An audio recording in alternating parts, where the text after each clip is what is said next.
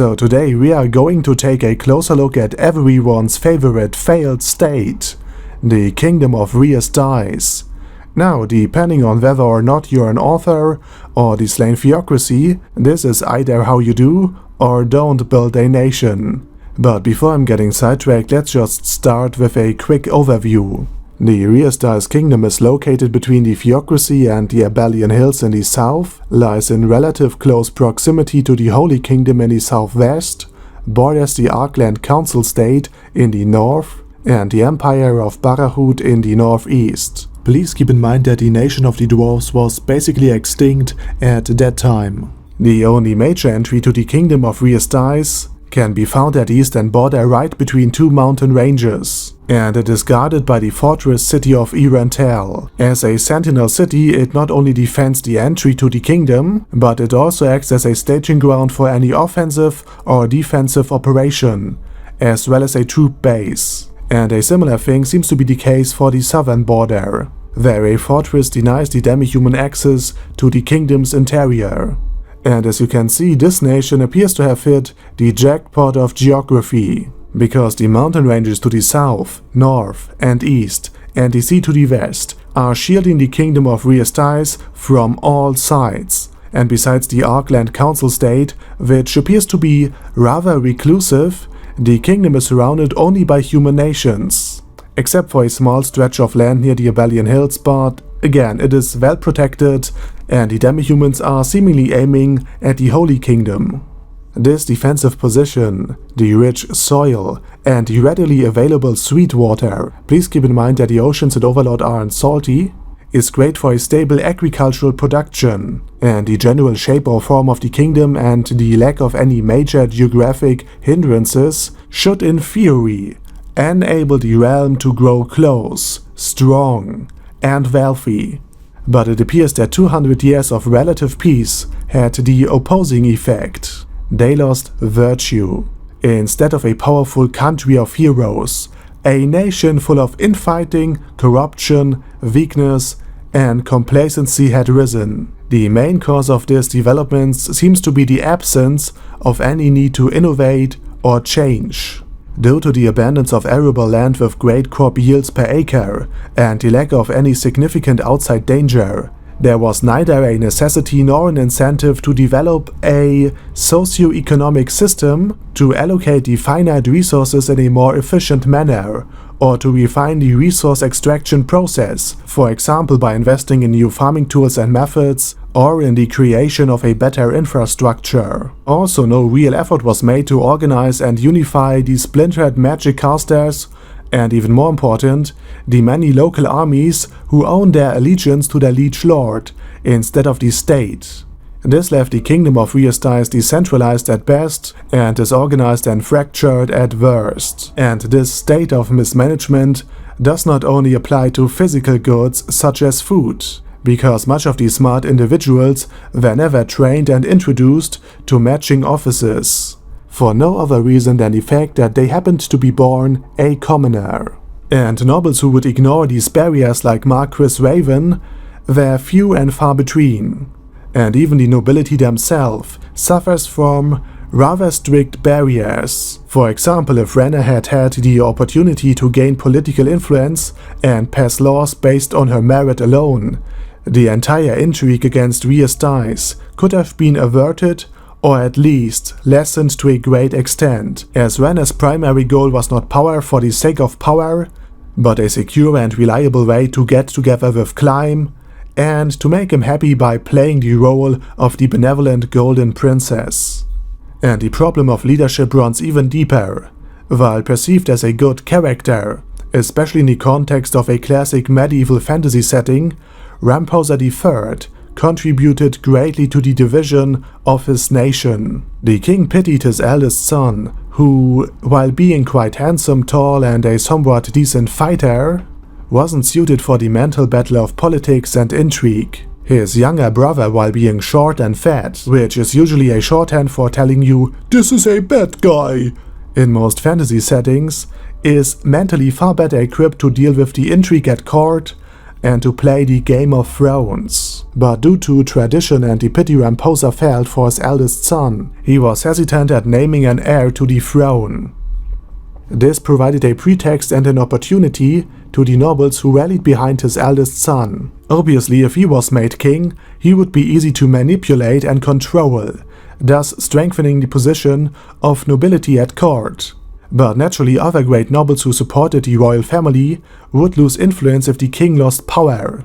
So maybe for loyalty, maybe for self-interest, the 3 remaining great nobles created a royal faction by backing the king. At least initially it seemed to be that way, because as it turns out, one of the great nobles sold intel to the arch-enemy of the kingdom, the Empire of Barahut. And here's the catch: if the king should execute the traitorous noble, the 2 remaining ones would switch factions, leaving the king in an extremely weak position. And the nobility would likely seize this opportunity and launch their own offensive, effectively starting a civil war. And maybe more importantly, with Gazev at the side of his king, Fluda Paradane could breach the outer walls of Irantel on many different points, allowing the entire might of the Imperial legions to pour into the city and take it. And once Irantel had fallen, the kingdom had no easy way to retake it. This fortress city would then enable the Empire to either launch an all-out attack on the rest of the kingdom, or to simply suffocate it by denying the badly weakened nation the trade which would have passed through Irantel, and by continuing the annual wars.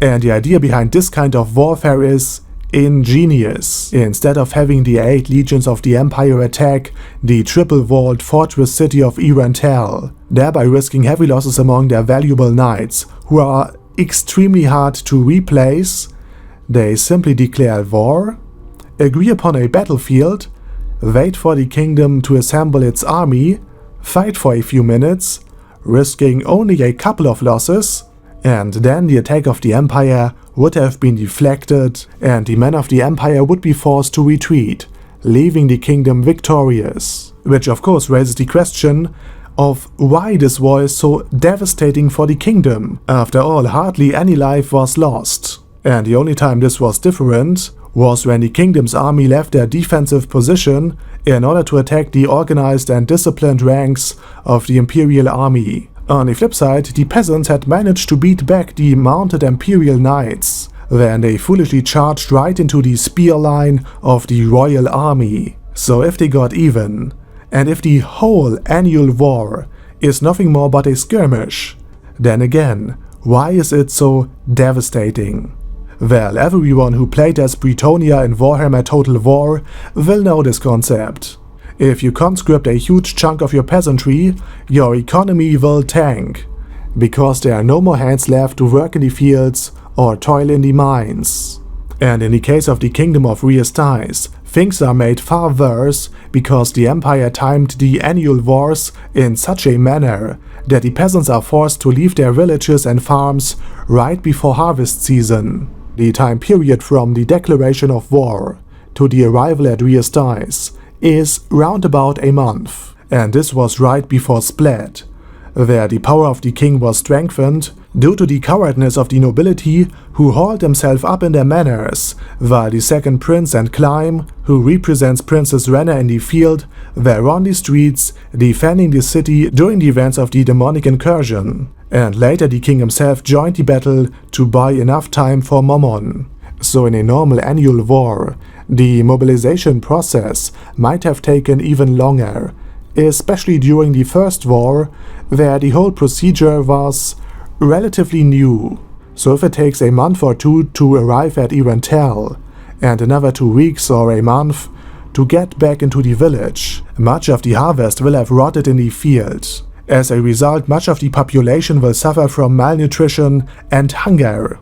And if the supply is low but the demand remains high, the prices will go up, making food expensive not only for the peasantry, but for the craftsmen, traders and other professions as well. So therefore the low food production will weaken the entire country. And if you suffered over a decade from malnourishment, chances are you're not the fighter you could have been without the constant starvation. But not only are the men missing in the field, and therefore can't supply the realm with food, the peasants themselves had to be supplied with food, wood, shelter, weapons, and all other things needed during the war. Add the indecisiveness of the king, the constant teetering on the edge of civil war, and the rampant crime and corruption to this, and the kingdom would have fallen within the next decade or so. And one could even argue that the Eight Fingers would have been a much tougher nut to crack, since they are competent, strong, ruthless, and, albeit loosely, organized. So even if one of the fingers is cut off, another one will take its place and expand. And the drug problem won't be gone just because the kingdom is defeated. On the contrary, after the horrors of war, drug use might increase significantly. So in short, the Kingdom of Re-Estize is a total disaster of a state. But luckily, a golden princess might save her people from this gruesome fate. Over and out.